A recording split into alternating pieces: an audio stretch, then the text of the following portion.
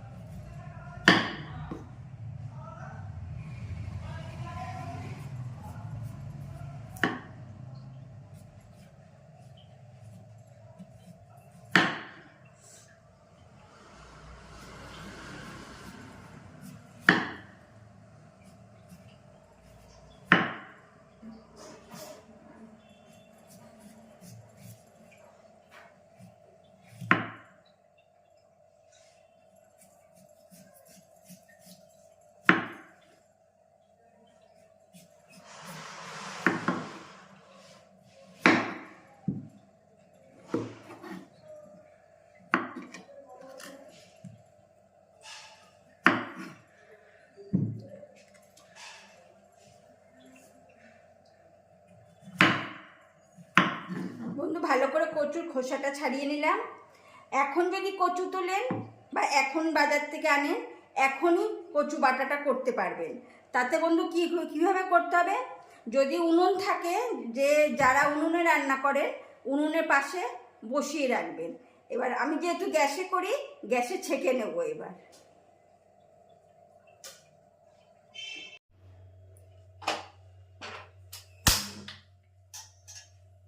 একটা রুটি ছাঁকনির উপরে বন্ধু এরকম ছেঁকে নেবেন।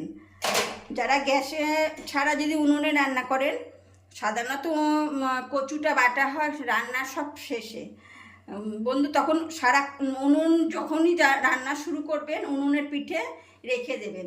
আস্তে আস্তে কচুর রসটা মরে যাবে। এখন যদি কচু কেনেন বা এখন যদি কচু তোলেন, এখনই বাটা করতে পারবেন। গলা ধরবে না, এক ফোঁটা গলা ধরবে না বন্ধু, দেখতে থাকুন। গলা ধরবে না, অম্বল হবে না। অনেকে ভয় পায় যে কচু বাটতে হলে তো সর্ষে দিতেই হবে, সর্ষেতে অম্বল হবে, কিন্তু কিচ্ছু হবে না বন্ধু। আমি ভালো করে ছেঁকে নেব।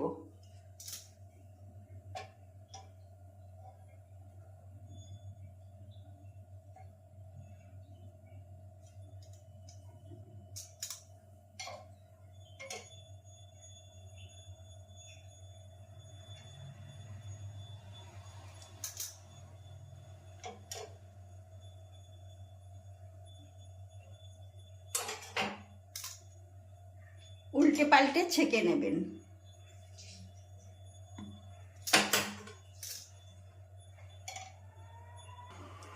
বন্ধু ছেঁকে নিলাম ভালো করে, সাইডে রেখে দিলাম, একটু ঠান্ডা হতে দিলাম।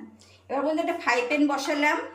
কাঁচা সর্ষে দিলে অম্বল, গ্যাস অম্বলটা হয়।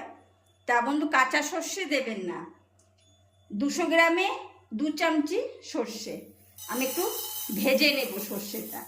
ভাজা সর্ষেটা দিয়ে করবেন, গন্ধটা খুব ভালো হয়।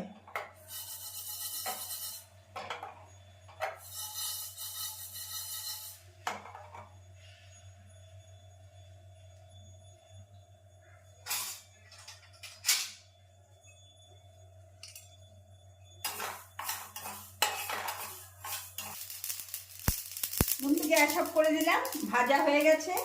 এবার নাড়াতে থাকবেন এরকম। একবারে ইয়ে করলে পুড়ে যাবে, পোড়া তো গন্ধ বেরোবে, তখন পোড়া গন্ধ বেরোবে। এবার ঠান্ডা হতে দেবো একটু। এবার বন্ধু আমি কচুটা কুড়িয়ে নিই। এবার বন্ধু কচু ঠান্ডা হয়ে গেছে, এবার আমি কুড়িয়ে নিচ্ছি কচু। বন্ধু কচুটা কুড়িয়ে নিলাম, একটা সাইডে রাখলাম। বন্ধু এবার একটা পরিষ্কার কাপড় পেতে নিয়েছি। আপনারা এরকম একটা পরিষ্কার কাপড় পেতে নেবেন। ভাজা সর্ষেটা দিয়ে দিলাম, দিয়ে হাত দিয়ে একটু ঘষে নেব। বন্ধু অনেকে বলে যে ও বাবা মানকচু কাঁচা বাটা গলা ধরবে। বন্ধু এইভাবে করবেন, একটুও গলা ধরবে না। দেখতে থাকুন আমি কীভাবে করি, এর মধ্যে কি দিলে গলা একটুও ধরবে না দেখবেন বন্ধু। আর সর্ষে এরকম করে নেবেন, তাহলে গ্যাস অম্বলটা হবে না।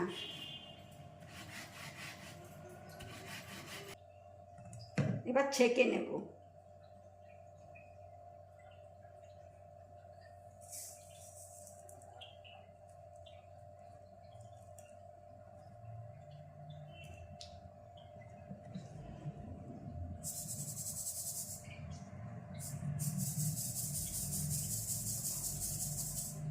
সর্ষের গায়ের যে ছালটা, এতেই গ্যাস অম্বলটা হয়।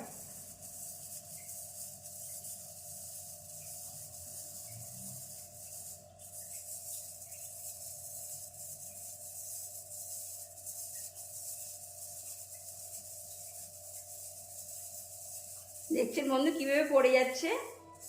এরকম একটু ভালো করে চেলে নেবেন, একটু গরমে খোলা কড়াইতে একটু চেলে নেবেন, তাহলে দেখবেন খুব ভালো হবে।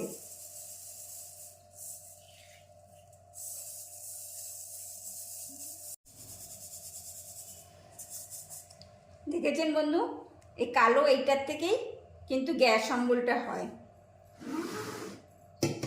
এবার আমি প্রথমে সর্ষেটা পেস্ট করে নেব। জল দেব না কিন্তু বন্ধু, জল ছাড়াই পেস্ট করব। বন্ধু সর্ষেটা পেস্ট করে নিলাম।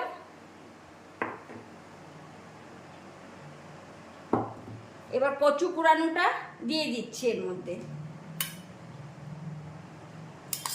বন্ধু অনেকে ভয় পায় যে মানকচু ওরে বাবা গলা ধরবে, তারপরে আবার কাঁচা বাটা। বন্ধু এক ফোঁটা গলা ধরবে না। তেঁতুল আছে না, তেঁতুলের কাইটা দেবেন, তেঁতুলের যে দানাগুলো ফেলে দেবেন, কাইটা দেবেন। আমি তেঁতুলের কাই দিয়ে দিলাম। 3টে কাঁচা লঙ্কা একটু ফাটিয়ে দেবেন। আর বন্ধু নারকোল 4 ভাগের 1 ভাগ দেবেন। আমি 200 গ্রাম নিয়েছি, তা 4 ভাগের 1 ভাগ নারকোল আমি কুড়িয়ে নিয়েছি। এই নারকোলটাও দিয়ে দিচ্ছি।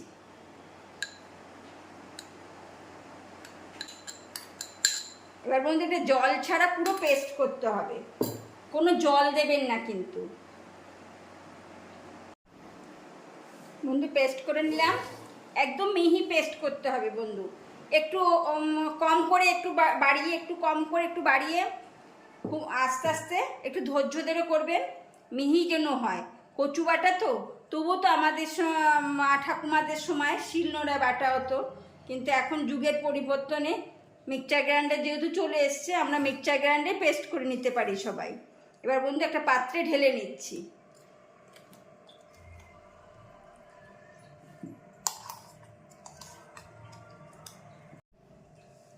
বন্ধু আমি ঢেলে নিলাম। এবার স্বাদ অনুযায়ী নুন, একদম সহজ, খেতে খুব ভালো, কিন্তু পুরোনো দিনের রান্না সব হারিয়ে যাচ্ছে আমাদের এখন। বন্ধু নুন দিয়ে দিলাম। আর যেটা না দিলে অসম্পূর্ণ থাকবে কচু বাটায়, সর্ষের তেল মাস্ট। এই সর্ষের তেলেই কচু বাটার স্বাদ আরও বাড়িয়ে দেবে। বেশি দেবেন না বন্ধু, ঝ্যাঁঝ হয়ে যাবে, কেন শস্য দিয়েছেন, সর্ষের তেলও দিয়েছেন।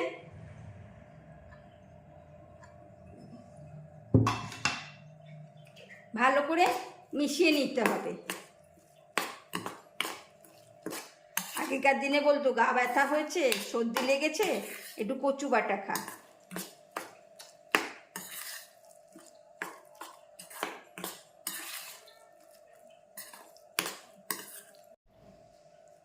বন্ধু মিশিয়ে নিলাম। স্বাদটা আরও সুন্দর বাড়ানোর জন্যে আমি 2টো গন্ধলেবুর পাতা কুচিয়ে দিলাম, আপনাদের থাকলে দিয়ে দেবেন। আর বন্ধু যদি তেঁতুল না থাকে তাহলে লেবুও দিতে পারেন, পাতি লেবু।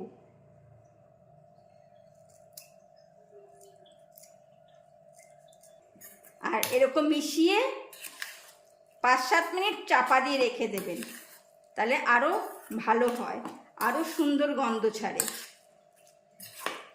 উপর থেকে সামান্য আবার সর্ষের তেল দিয়ে দেব, একদম সামান্য বন্ধু, আগে দেওয়া হয়েছে, অল্প করে একদম দেবেন। একটা গন্ধলেবু দিয়ে দেব, সার্ভ করার সময় গন্ধলেবুটা চিপে দিয়ে দেবেন, রসটা খেতে খুব টেস্ট হবে। তা বন্ধু, আজকে রেসিপি কীরকম লাগলো আপনাদের অবশ্যই কমেন্ট করে জানাবেন। আর এতক্ষণ ধৈর্য ধরে যে বন্ধুরা আমার ভিডিওটি দেখলেন, একটা লাইক কমেন্ট শেয়ার করে দেবেন, সাবস্ক্রাইব করে আপনাদের সঙ্গে রেখে দেবেন বন্ধু। তাহলে আজকের মতন আসি বন্ধু।